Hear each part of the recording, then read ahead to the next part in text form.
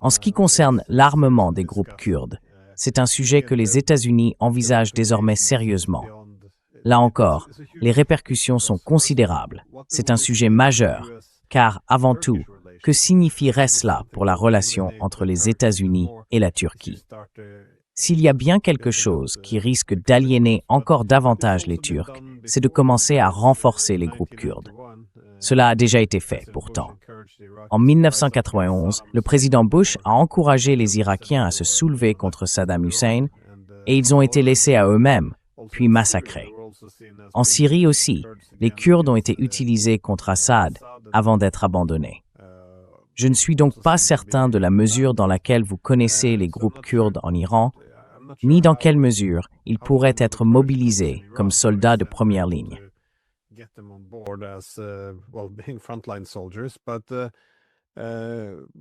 Mais si l'on considère ces 4 pays comptant une importante population kurde, l'Irak, la Syrie, l'Iran et la Turquie, et que les États-Unis ont désormais armé les Kurdes dans 3 de ces 4 régions, cela ne peut pas être bon pour les relations avec la Turquie.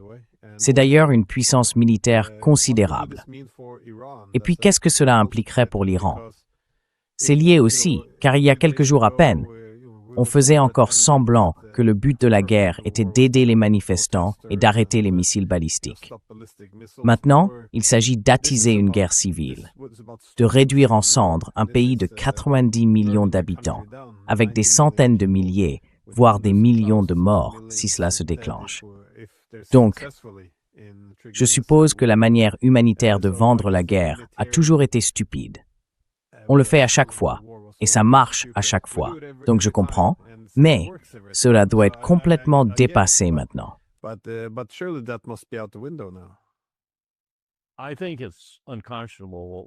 Je pense que ce que nous avons fait est inacceptable. C'est, vous savez quoi de neuf? Les gens me disent, les gens me demandent par email, « Quoi de neuf, Larry, tu étais là ?» Tu as vu à quel point nous pouvons être inacceptables sous toute une série de présidents, surtout depuis George W. Bush et le 11 septembre. Mais je pense qu'il y a un nouveau ton et une nouvelle intention dans tout cela. Et c'est ainsi, je crois, parce que nous avons, comme je l'ai dit, si peu de compréhension de la région et si peu de compréhension des populations. En même temps, nous les tuons à un rythme probablement effroyable, une fois que nous saurons combien sont morts. J'entends déjà parler de 150 ou 1000, ou peu importe, en Iran.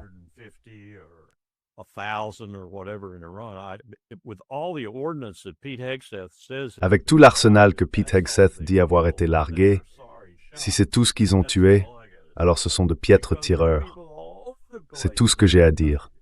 Parce qu'il y a des gens partout dans ce pays, surtout là où ils attaquent. Et on a déjà vu qu'ils ont tué des enfants dans une école. Je crois qu'ils ont frappé un hôpital maintenant. Des infirmières couraient dans la rue.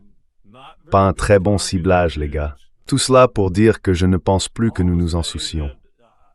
Je ne crois vraiment plus que nous nous en soucions. On nous a appris, soigneusement appris par Netanyahou, qui se moque complètement de tous les civils, hommes, femmes, enfants, bébés, chiens, chats et tout le reste.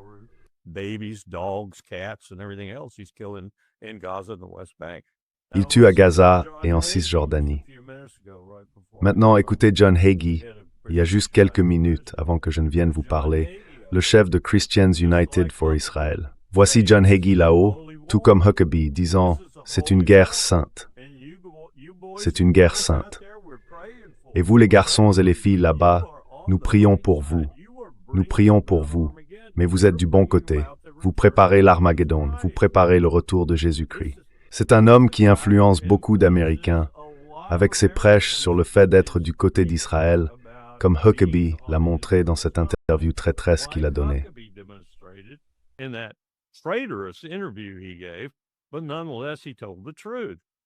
Mais malgré tout, il a dit la vérité sur Netanyahou en particulier. Nous avons donc toutes ces différentes dynamiques à l'œuvre en ce moment. Nous avons Hegseth, qui agit au sein des forces armées américaines, au niveau des grades, avec des prédicateurs et le christianisme, prêtant serment à Dieu et à Jésus plutôt qu'à la Constitution. Et il agit aussi sur les hauts gradés en laissant partir certaines personnes, ce directeur de l'état-major interarmé, un vice-amiral de la marine qu'il vient de congédier. Il passe soigneusement l'armée au crible afin que, lorsque le 6 janvier se reproduira, les militaires ne restent pas en retrait. Il façonne l'armée pour qu'elle soutienne le coup d'État que Trump pourrait tenter, qu'il s'agisse d'un coup d'État à part entière, de l'annulation des élections de mi-mandat ou de quelque chose d'intermédiaire.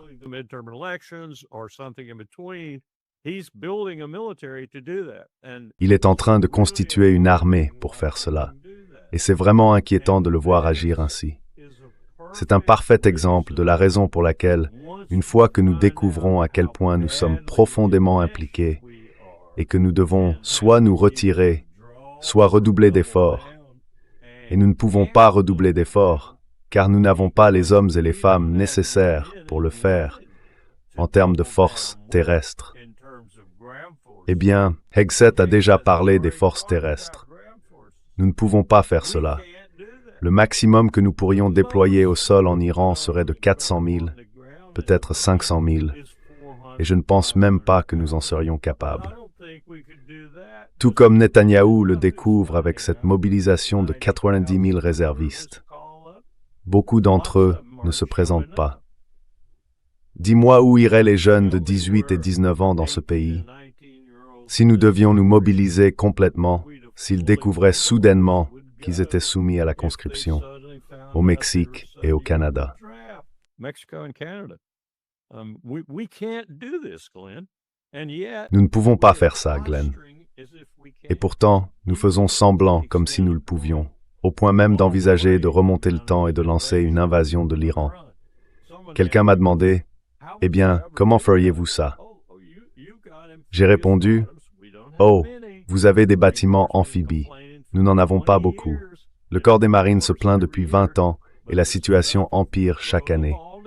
Mais il y en a suffisamment pour que, si nous les rassemblions tous, même les hors-service, et que nous les envoyions là-bas, et que nous mettions les marines, même les blessés, sur ces navires, nous pourrions probablement, quelque part autour de Bandar Abbas ou sur la côte sud, débarquer une force.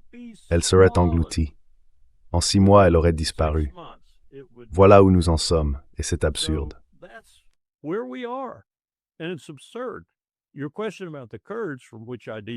Votre question sur les Kurdes, à propos de laquelle je me suis un peu écarté, j'ai travaillé le plus étroitement avec eux dans le nord de l'Irak pendant l'opération Provide Comfort.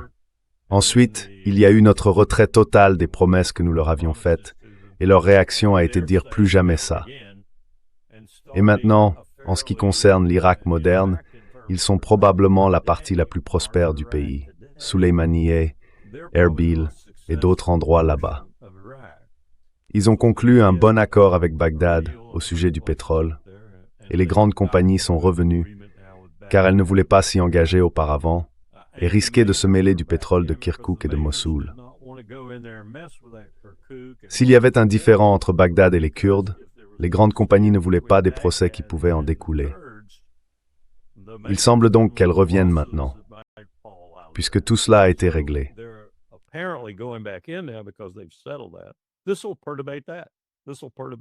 Cela va perturber cela. Cela va perturber ce facteur majeur. Donc voilà vos Kurdes irakiens, qui étaient parvenus à un modus vivendi avec la Turquie. Ils s'entendaient plutôt bien car ils avaient déclaré qu'ils ne provoqueraient pas les Kurdes du sud-est de la Turquie, qu'ils n'enverraient pas d'agents en Turquie, et ils ont globalement respecté cet engagement. En retour, la Turquie avait promis de ne pas les envahir. Elle les a périodiquement envahis et bombardés un peu. En Syrie, c'est une toute autre histoire.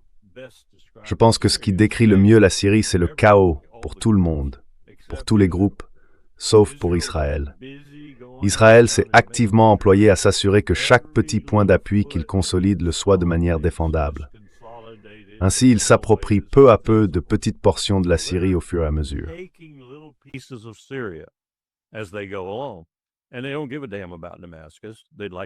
ils se moquent complètement de Damas. Ils aimeraient bien l'avoir et la convoitent sans doute beaucoup, mais ils ne s'en préoccupent pas pour le moment. Quant aux Kurdes, comme il se trouve à la fois en Iran et en Syrie, je pense que c'est le groupe le plus dangereux actuellement, car ils n'ont pas traversé le même processus d'apprentissage, aussi limité soit-il, que les Kurdes du nord de l'Irak. Ils sont donc susceptibles de tenter quelque chose simplement parce qu'ils ont des armes et qu'ils sont libres, ou peu importe. Mais je ne pense pas qu'ils auront beaucoup de succès, car je crois que les Iraniens ont ce genre de situation en tête. L'une des raisons pour lesquelles ils ont obtenu des hélicoptères de la Russie, la dernière livraison d'équipements majeurs en provenance de Russie, était des hélicoptères d'attaque. Je pense que c'était précisément pour cela.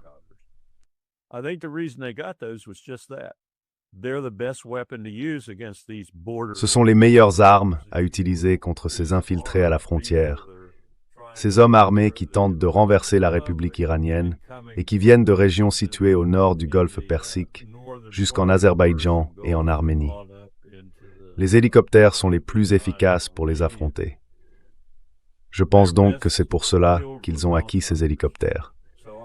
Ils avaient anticipé la situation et se sont dit « Très bien, allons-y ». À cela s'ajoute le SAS. Ils voulaient aussi affronter les forces spéciales britanniques avec ces hélicoptères. Car la guerre, au cours de la dernière décennie environ, a démontré que c'est la meilleure manière de combattre des forces irrégulières de ce type. Des forces irrégulières, certes, mais agissant en réalité pour le compte d'un État. Oui, je pense que les Iraniens ont bien réfléchi à tout cela. Vraiment. Je pense qu'ils ont tout planifié. Il y aura sans doute quelques surprises pour eux, mais parmi tous les acteurs de ce conflit, ce sont eux qui ont le plus et le mieux réfléchi à la situation.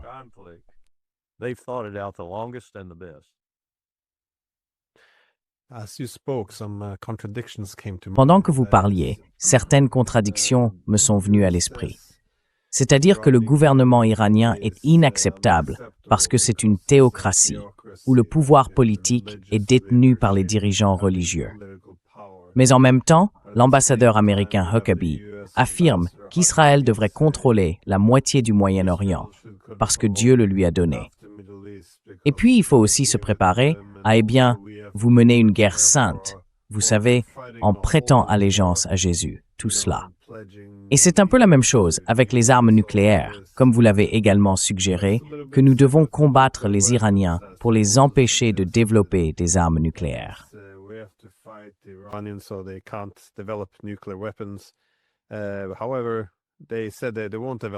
Cependant, ils ont déclaré qu'ils ne développeraient pas d'armes nucléaires. Nos services de renseignement affirment qu'ils ne développent pas d'armes nucléaires. Ils ont signé le traité de non-prolifération. Ils ont accepté le JCPOA avec des inspections supplémentaires pour plus de transparence, permettant l'accès à l'AIOA. Et ils font tout cela alors qu'une puissance nucléaire illégale, Israël, qui n'a pas signé le traité de non-prolifération et a acquis des armes nucléaires, exige que l'Iran soit désarmé d'armes nucléaires qu'il ne possède pas, ou qu'il cesse un programme nucléaire qu'il n'a pas, un programme d'armes nucléaires. C'est très étrange de voir de telles contradictions. Mais ajoutons encore un aspect tout aussi étrange à cela. Trump a détruit ce programme, tu te souviens, avec les B-2?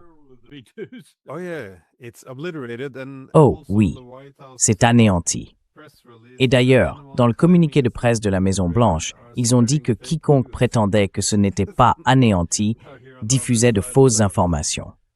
Maintenant, de l'autre côté, c'est très étrange. Je ne pense pas qu'ils aient encore réfléchi à leur récit. J'ai vu Rubio parler à un journaliste. Il faisait valoir que, écoutez, c'était une guerre justifiée. Nous avions le droit d'attaquer parce que la menace était imminente. Alors, pourquoi l'Iran vous attaquerait-il? Eh bien, Israël attaquerait l'Iran, et quand ça arriverait, l'Iran nous attaquerait probablement. Donc cela rendait la menace imminente. Maintenant, c'est légitime. Et ensuite, ils ont dit, d'accord, donc Israël a commencé, ils nous ont entraînés dedans. Non, non, non, ce n'est pas ce que j'ai dit. C'est un peu si, c'est exactement ce que tu as dit.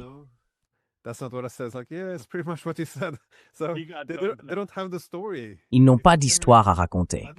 Au moins en Irak, aussi horrible que c'était, ils martelaient sans cesse le discours sur les armes de destruction massive.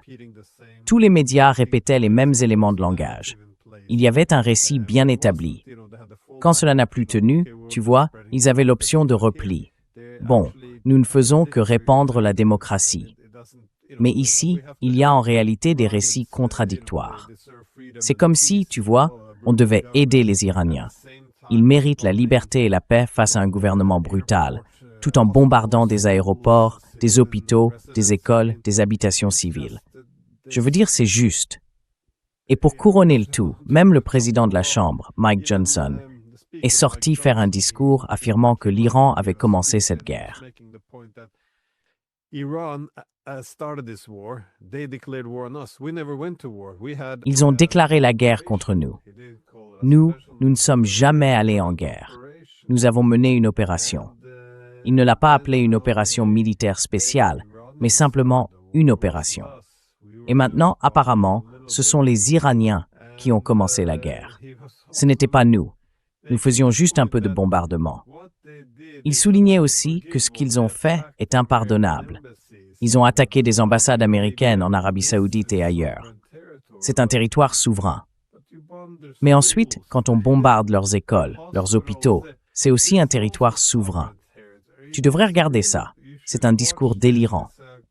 C'est le même genre de contradiction et la même incapacité à construire un récit cohérent autour duquel tout le monde pourrait se rassembler. Il n'y a tout simplement rien là-dedans.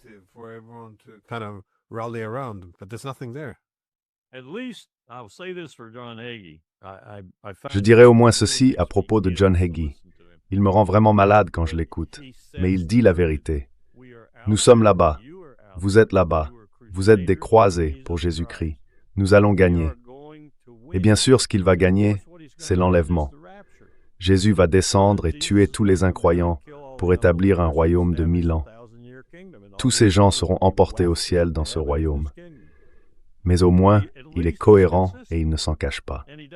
Ces gens mentent tout le temps, et les mensonges s'empilent les uns sur les autres. Rubio, si tu as vu ça, tu as vu le même que moi, je suppose. Il choisit en fait les questions, parce qu'il sait que ce journaliste est intelligent, ou il sait que celui-là l'est.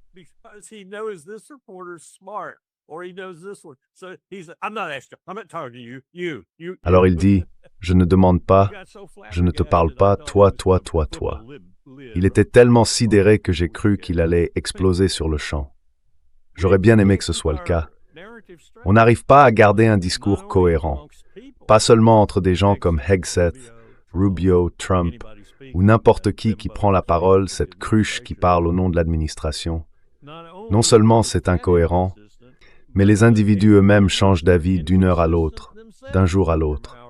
Qui en Amérique peut comprendre quoi que ce soit à ce que Trump essaye vraiment d'accomplir?